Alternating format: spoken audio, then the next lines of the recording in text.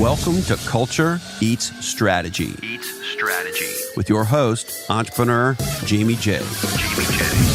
On this podcast, we unpack the most powerful intangible, culture. Culture is way more than a mission statement or words on a wall. It's how a company behaves. It's what informs every decision, action, and reaction. Culture is the invisible hand, the true north that guides every organization. And if you create a legendary culture, you will build a legendary company. Now, here he is, Jaime Jay. Hey there, it's Jaime Jay with Culture Eats Strategy. Thanks for tuning in again. If you've heard the past couple episodes and they're really resonating with you, please go to iTunes and give us a rating and a review.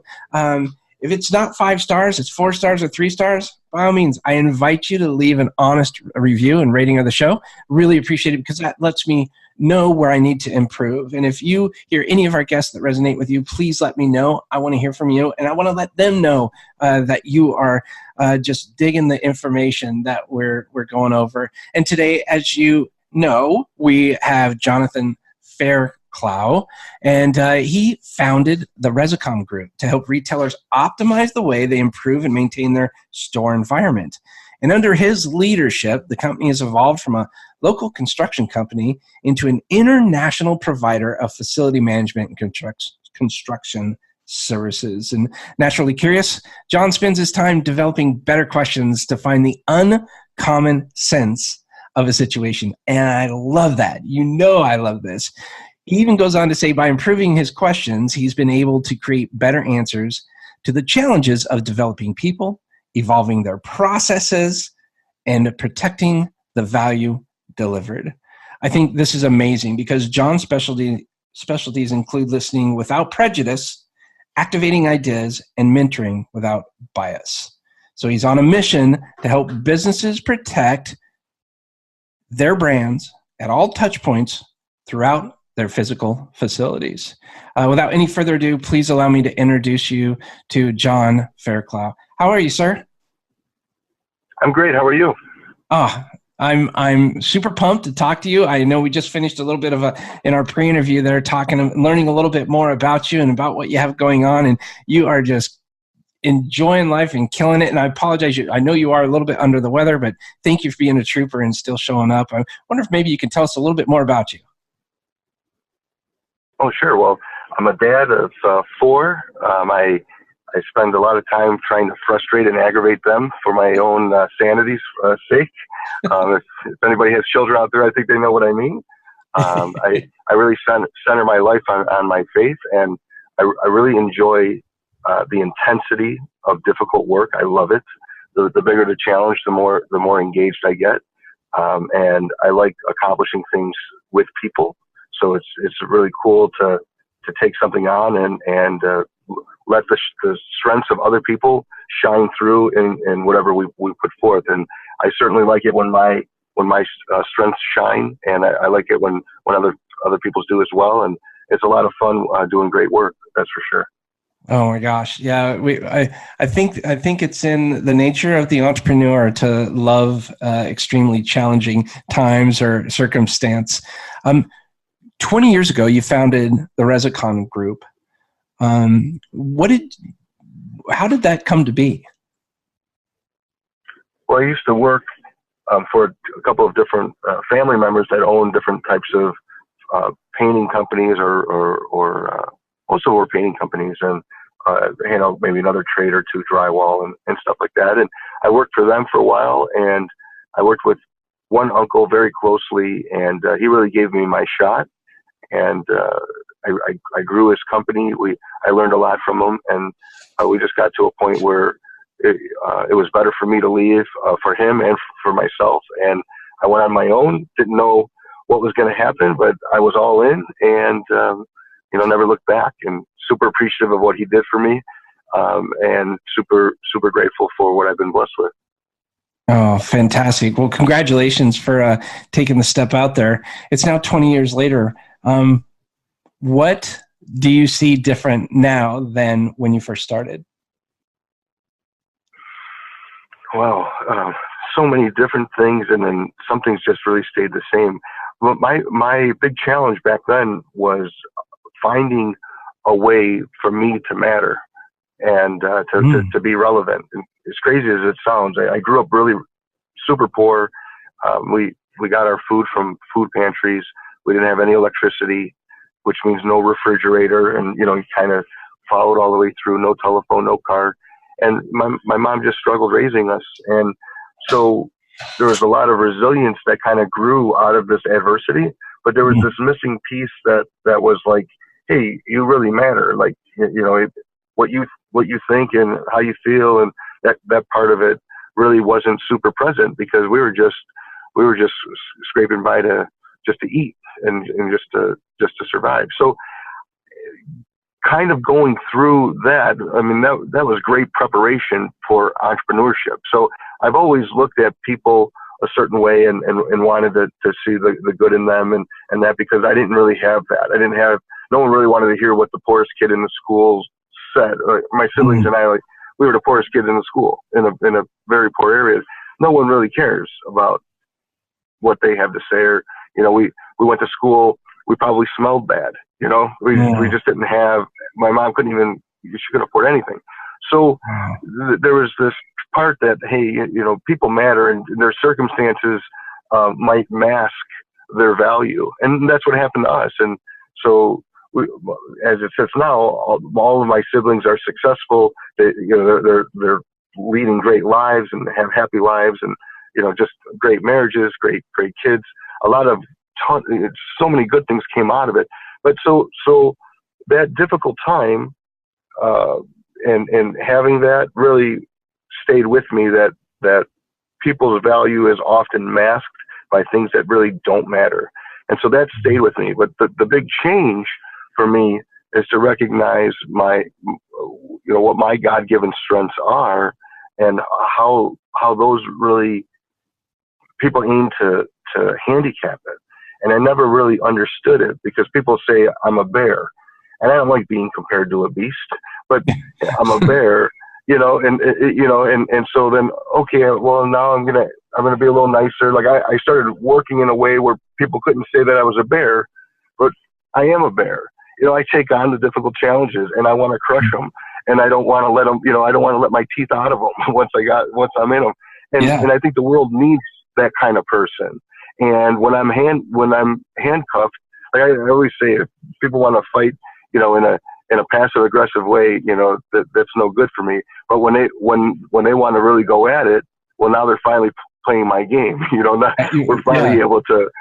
I'm able to be me. And we don't have to dance around it. So I would say that part of of understanding what my strengths are, and letting them show, even if it's a little controversial, that has been a big lesson. And the most important one, I believe, in terms of management, has been to only manage people, or if I'm going to hire them to work with me, only manage people that I really care about.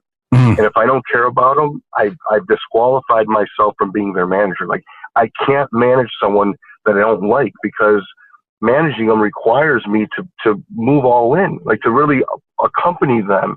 And much like my child would be super unhappy or like a disaster if she didn't believe that I saw the good in her, or she didn't believe that I wanted her to get better, or she didn't believe that I was there cheering her on to get better. Well, translate that over to work, it's the same thing. And if the manager, doesn't have that kind of approach to their people, well, there's so much discouragement that comes from it. So for me, a huge lesson has been, do not hire anybody you do not want to manage. That you're not going to move all in to help. And, just kind of a piece for you there. Yeah, I love that. I think slow. What is that? Slow to hire, quick to fire type thing.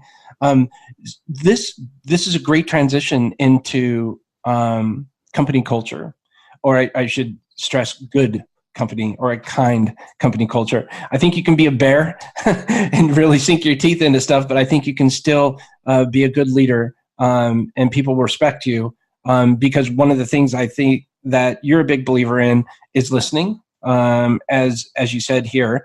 Your specialty includes listening without prejudice, activating ideas, and mentoring without bias. I love that. For sure. Thank you. Thank you, for sure. I mean, we want to take on the challenges. But if we get too caught up with the politics of it, nothing's going to happen, right? Exactly. So when we give each other the same way people want me to give them enough space to allow them to succeed and give them grace, give them space and grace. I can expect space and grace too. Like, let me do what I need to do, and I think that's the part of it where I see a lot of people get lost in the culture world about things that look politically correct versus things that look politically incorrect. And the ones that are politically incorrect are put into this category of being bad, when really they're only politically incorrect. They're not incorrect. There's just that narrow piece of it, and allowing someone to be the person that they are. And, sometimes that's, just the way that it is, but it takes different types of strengths to get through different times. We need someone that's strong to fight off the intruder, but we need someone that's soft to nurture someone. But if you're looking for me to be the nurturer, right, we've got roles mixed up here. I'm not that warm and fuzzy teddy bear, Well, I really, that's something I can completely get on board with. So when I'm growing my company, I look for people that are strong in certain areas that I'm weak. And like you said, you were searching for your importance, your place in life when you were younger. And I'd love to ask another question about that. Hopefully I remember. But when you were talking about that, I was kind of thinking the same thing. It was hard for me to admit that, hey, that wasn't a good strong suit of mine. And I in particular, details. Oh, terrible at details. But I had to go out and find somebody that was really good at details, and also find somebody at the same time that bought into our culture, right? There's a certain way that I wanted to run this company, and I know I can always have someone else that's going to be better in certain things and be able to improve it, but I wanted them to, like you said, I wanted to like them, right? And I wonder, what is it that you look for when you're growing your team, when you're growing your company, perhaps even with your, the private equity? What do you look for to make sure that it's someone that you're going to like to work with? Well, I believe that, if we look at the human body, we got all these different parts, right? And in your pinky toenail is nothing like your knee, so there's got to be some diversity as to, what makes up the whole. But the things that I believe that are core are really come down to like our core values. And if those things are present, then the nuances are fine, because we're looking for diversity. We have some clients that are super analytical, and then we have other clients that are just super, like, let's say, extroverts. Well, those extroverts do not want to hang out with the analytical person. So it's not like, oh, well, this person's full of energy and life, and they're a great salesperson. Yeah, they're a great salesperson for someone who likes to interact with that kind of person, but not for the guy who's super analytically driven, like a lot of procurement professionals. And if those are who's ultimately buying our services, maybe we don't pair them up with the guy that really is the life of the party. So I believe that diversity is there, but it really, it all comes down to if they have our core values, or if they get it, they want it, and they have the capacity for it, then, I'm all in. They're the right kind of person for us. Yeah, that's fantastic. So about how big is your team there?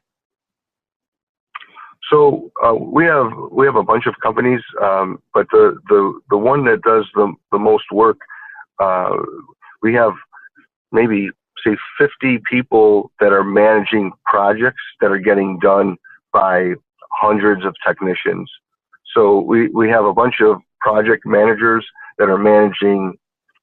Each of them is managing, a bunch of different crews that are doing things. So our project management and management team is like 50, and then the technicians that are doing the work in the field are hundreds. So thank you for sharing that. One of your challenges is developing people and evolving their processes. How do you manage an organization that large? And because processes need to consistently be updated, right? Sure. How do you manage? Well, yeah, I mean, I think there's that whole part of looking at the work through the lens of the buyer. And so by completing regular reviews of the account, so we're looking for anything. So we want to take a look at what are the trends, what are we getting more of, what are we getting less of, how are our scores trending, where are things. So we like to have this sort of data, because then we look at the data and say, okay, what is the data telling us?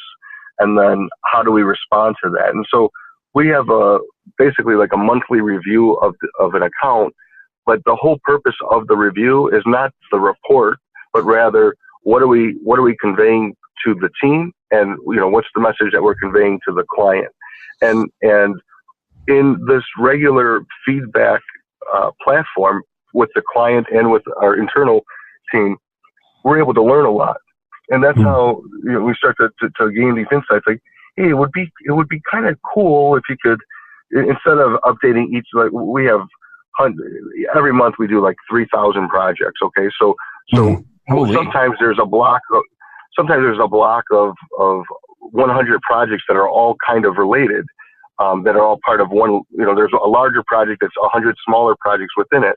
Well, when that's the case, working with one of our clients, we said, hey, what if we gave you an update instead of on each project the way that you have it? What if we just put it all in an online spreadsheet of sorts, and we color code it to anything that's red, you need to look at right away. Anything that's yellow, there's information that you should know in there, but it's not drastic. And then anything that's green, everything's on track, and then allow you to sort it accordingly. And then that way, if you only have a limited amount of time, you can go through the most pressing things first, and then the informative things next, and then anything you want to know about the good projects, you're able to dive in.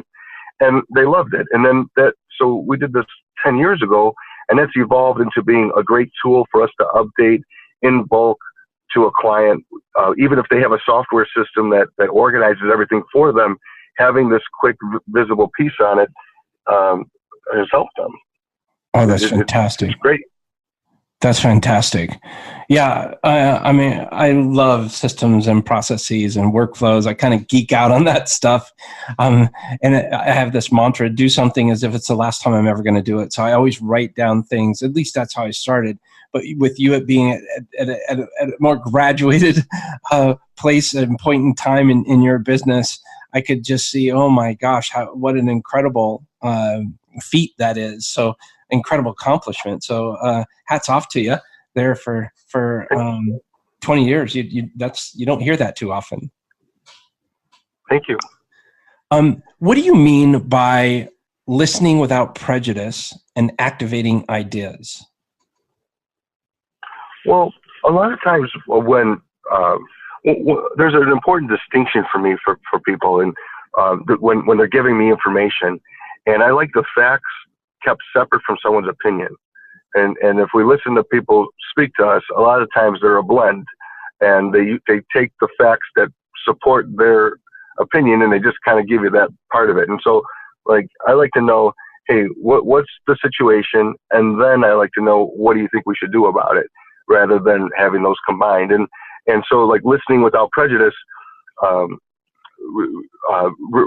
we're going with that is, or without, you can kind of look at both of those two things together with prejudice and bias. We're looking at, like, is my mind open enough to find the best solution here, or am I advocating for a certain solution? And so there's just that little pause that says, okay, what is the best thing for us to do here? It's just a pause. What's the best thing for us to do here, and why? And then kind of going through something, rather than saying, hey, I think we should spend more money in this area. Now the person comes with an item around the area. Hey, let's go ahead and spend that, because I think it's going to be good for us. Well, why? I mean, I know you like that idea, but what did it compete with? And then how did it win in its competition? And what I found is that a lot of times people get into a groove, a rhythm, and they make decisions fast. And when they make the decisions fast, they haven't stopped to think about them.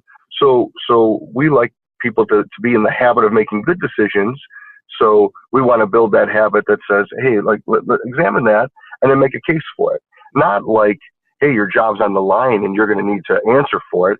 And it's especially not CYA, which I think is the most destructive thing in business, because it's not looking out for the interest of the overall group. It's looking out for the interest of a person. See, I say my value to Resicom is my value of Resicom. And since I hold it in such high regard, I'm going to make decisions that make it obvious that I care about the company. Well, if I operated in a way that covered my behind and exposing the company, I would forfeit the right to be in charge of this company, because I'm not putting the company first. It doesn't have the level of priority that it needs. So when people are making decisions, a lot of times they're going to go into something that it's just going to be knee jerk. And we want that knee jerk to be one that's sound, where, hey, I've removed myself what I'm thinking about it, or what I wanted, before the discussion began.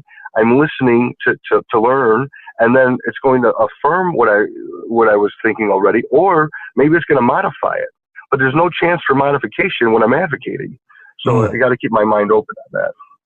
Oh, that's fantastic. I love that. Yeah. So how about activating ideas? Well, so once something is solved, like, hey, this is a great thing for us to do. The next piece is to really figure out how do we get people motivated to make the change.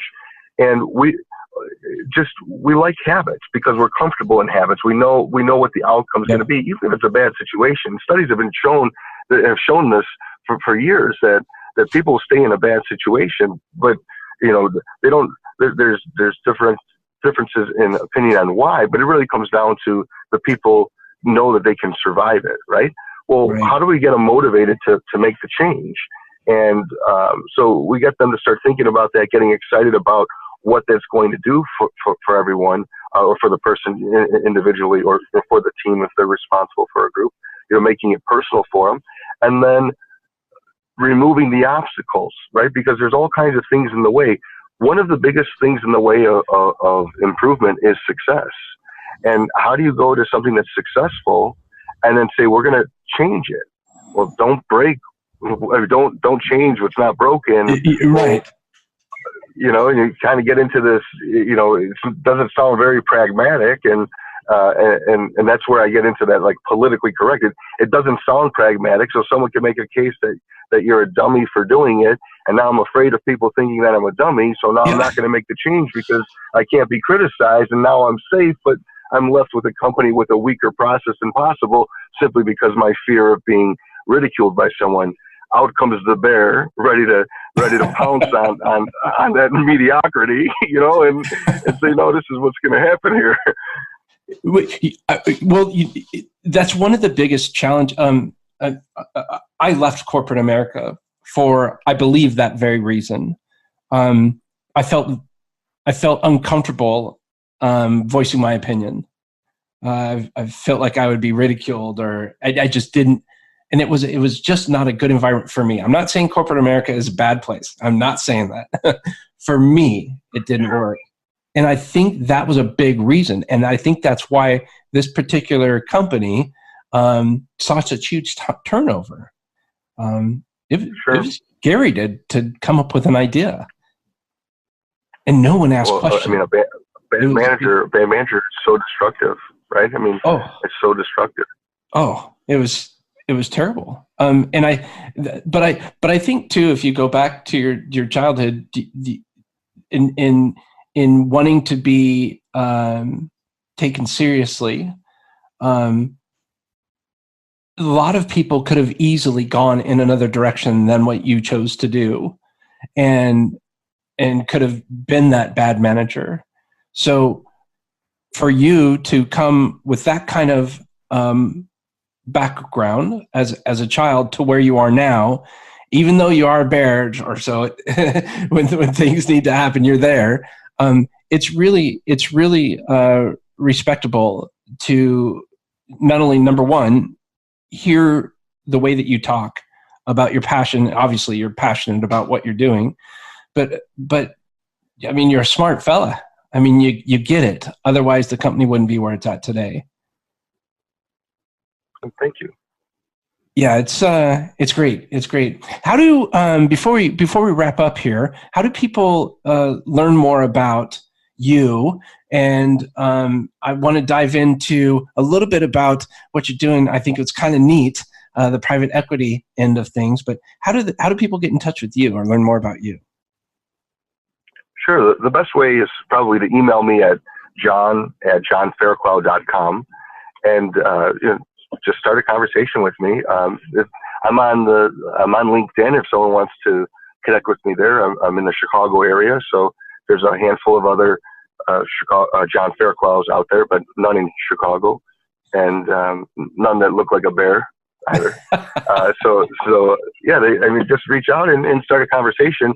We're looking to invest money in small companies that are looking to grow, but have some sort of a stumbling block, whether they don't have the capital or they know that they should be accomplishing a whole lot more, but just haven't been able to figure out the code. We'd love a crack at it and take a look at it and see if it was something that we would be interested in getting involved in and helping that business and that person do really, really well. Yeah, that's fantastic, because you use a lot of your same principles for what you've used in these various other entities that you've grown. And is there any kind of limitations? Are you looking? Is it regional companies that you're looking kind of close to where you're at, or is there any type of industry in particular that you're looking to entertain? Sure, great point. So we like businesses that are close to us, that are whatever any industry that's kind of close to us. We're open to take a look at it. We have a large leadership team that's got a lot of experience in a bunch of different areas, so we're pretty diverse there. As far as but kind of close by, so we can keep our eyes on and really help be there to accompany that business in its growth. If it's in the facilities world, where Resicom is, that company can be based anywhere. We know that business. We know how to manage from afar. We have offices in different cities across the U.S. We've had offices in Canada, so we know how to manage that remote and grow that remotely. So we're interested in facilities companies anywhere, and then other businesses in the Chicago market would be great if that's where they're based out of. Perfect. And if somebody, the perfect person that came to you right now, and they said, "Hey, I would love to learn a little bit more about your private equity group. This is what I do." Where would they be in their journey, business journey? So they could be, say, anywhere under 50 employees, but more than a couple of employees, like say at least 3 employees and around up to like 50. Just for the amount of capital, when the companies are over 50 and they need capital, they usually need a ton of capital, and we're not in a position to invest millions and millions of dollars in anybody at this point. We like the smaller deals, help them grow, get them to where they need to be. So anywhere from a handful to say 50 employees, and then I would say where they have some things are really strong. Like, we're not looking to catch any falling knives. We're looking for areas that are really strong, but the person might be great in that subject matter, but they don't have the strength across the board in maybe accounting. Maybe they don't have the capital or the credit to seize opportunities, or they don't really know who their best customers are, or how to target that market. We're able to help them by bringing that expertise to the table, in addition to the capital, and help the business grow. And I think if you look at that involvement, that accompaniment, that's why we're looking for companies that are in and around Chicago, because that takes some face-to-face interactions. Yeah. Well, that's fantastic. John, thank you so much for taking the time, even though you're feeling a bit under the weather. I really appreciate it. Your insight has been unbelievable. So thank you so much for sharing that in your story. Well, this has been a lot of fun. I really appreciate it. And this was great. If you ever want me back, consider me in. Oh, heck yeah. Done deal. For Is sure. there anything else you'd like to say before we wrap? Just thank you. It really is a privilege to be here. Thank you. Thank you so much, John. Hold on the line just 1 second. I'll go ahead and wrap up. You've been listening to my conversation today with John Fairclough from the Resicom Group. And you can learn more by going to resicomonline.com /about. And you can also, if you want to get in touch with John, you can go to John at johnfairclough.com, and that's FAIRCLOUGH.com. We'll also put it in the show notes there. And I hope you really enjoyed this. This is one of those episodes where I might recommend listening through and then going back and re-listening to it, because there's a lot of golden gems in there, and I don't want you to miss out on them. This is a great conversation, so I cannot thank John enough for taking his time today. My name is Jaime Jay, host of Culture Eats Strategy, where we do lead with kindness and we lead well. So thank you so much for tuning in. Have a great day, and we'll talk to you soon.